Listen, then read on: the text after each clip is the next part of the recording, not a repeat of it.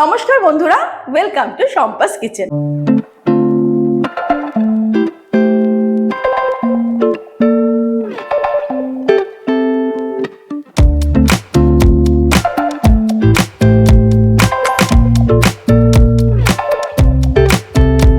কলা পাতায় পাতুরি খেতে আমাদের সবার ভালো লাগে, কিন্তু যারা মাছের পদ খান না, অর্থাৎ আমিষ খান না, তাদের জন্য আজকে নিয়ে এসেছি নিরামিষ এক পাতুরির পদ, ডাল পাতুরি। ডাল পাতুরি তৈরি করতে যেমন বেশি সময়ও লাগে না, আর বাড়িতে থাকা সাধারণ ইনগ্রেডিয়েন্টস দিয়ে তৈরি করে নেওয়া যায় খুব সহজে। তাহলে রেসিপিটা দেখুন, আশা করি সবার খুব ভালো লাগবে। সবার প্রথমে 200 গ্রাম পরিমাণে মটর ডাল আমি সারা রাত ভিজিয়ে রেখেছি। সারা রাত ভিজিয়ে রাখার ফলে ডালটা এরকম সুন্দর ফুলে উঠেছে। এবারে আমাদের ডালটাকে বেটে নিতে হবে। তার জন্য আমি একটা মিক্সির জার নিয়ে নেব। তবে প্রথমে আমি ডাল দিচ্ছি না, আরো কিছু ইনগ্রেডিয়েন্টস অ্যাড করবো। যেমন দিয়ে দিচ্ছি 4টে কাঁচা লঙ্কা, 1 টেবিল স্পুন দিয়ে দিচ্ছি কালো সর্ষে, 1 টেবিল স্পুন সাদা সর্ষে, সামান্য একটু নুন দিয়ে দেবো 1/4 টিস্পুন মতো, 2 মুঠো মতো গোবিন্দভোগ চাল ভিজিয়ে রেখেছিলাম। তবে এটা কিন্তু সারা রাত ভেজানো নেই, এটা এই ঘন্টা দুয়েক ভিজিয়ে রেখেছি, সেটা দিয়ে দিলাম। এবারে এর মধ্যে আমি ডাল দেবো, ভিজিয়ে রাখা ডালটা। পুরোটা ডাল একসঙ্গে হবে না, এটা আমি দুবারে পেস্ট করে নেব। আর এটা বাটার সময় বা পেস্ট করার সময় কিন্তু যতটা সম্ভব কম জল আমরা ব্যবহার করব, যাতে খুব বেশি পাতলা না হয়ে যায়। পেস্ট করে নিয়ে ফিরে আসছি। এবারে একটা কাচের বোল নিয়ে নিয়েছি, তার মধ্যে আমি এই পেস্টটা দিয়ে দেব। আর বাকি ডালটা পেস্ট করে নিয়ে ফিরে আসছি। বাকি ডালটাও পেস্ট করে নিলাম, সেটাও আমি এর মধ্যে অ্যাড করে দিলাম। গোবিন্দভোগ চালটা কিন্তু আমি একটু বাইন্ডিং এর জন্য ব্যবহার করেছি। গোবিন্দভোগ চালটা দিলে যেমন খুব সুন্দর একটা সেন্ট হয় আর টেস্টটাও ভালো হয়, তবে একান্ত গোবিন্দভোগ চাল না থাকলে অন্য যে কোনো চালও এর মধ্যে ব্যবহার করা যাবে। এবারে আমি এর মধ্যে কিছু ইনগ্রেডিয়েন্টস অ্যাড করব। দিয়ে দিচ্ছি 1 টিস্পুন নুন, চিনি দিয়ে দেবো 1 টিস্পুন, 1/2 টিস্পুন দিয়ে দিচ্ছি লঙ্কার গুঁড়ো, তবে নুন আর ঝালটা নিজেদের স্বাদ অনুসারে অ্যাড করতে হবে। 1/2 টিস্পুন দিয়ে দিচ্ছি হলুদ গুঁড়ো, নারকেল কোড়া দিয়ে দেবো 2 মুঠো মতো, আর বেশ খানিকটা অ্যাড করব সর্ষের তেল। এখানে কিন্তু সর্ষের তেলটাই ব্যবহার করতে হবে।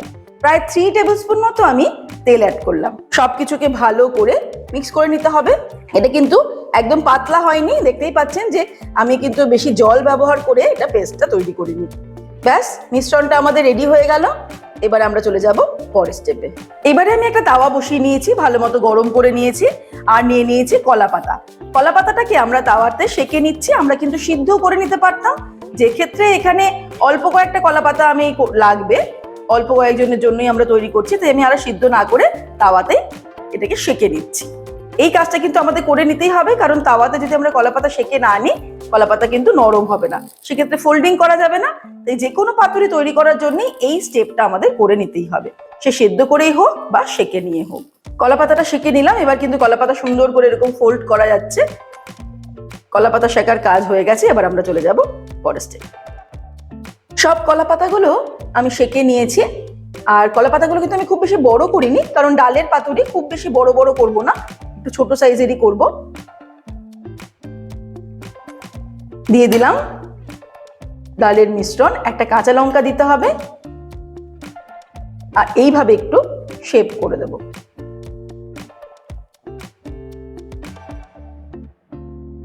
তারপর এটাকে আমরা মুড়ে দেব।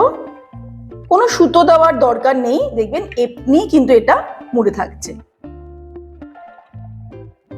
ব্যাস, এরকম ছোট ছোট করে আমরা পাতুরিগুলো করে নেব। এইভাবে পাতুরিগুলো আমাদের রেডি করে নিতে হবে। তারপর চলে যাব ফাইনাল স্টেপে।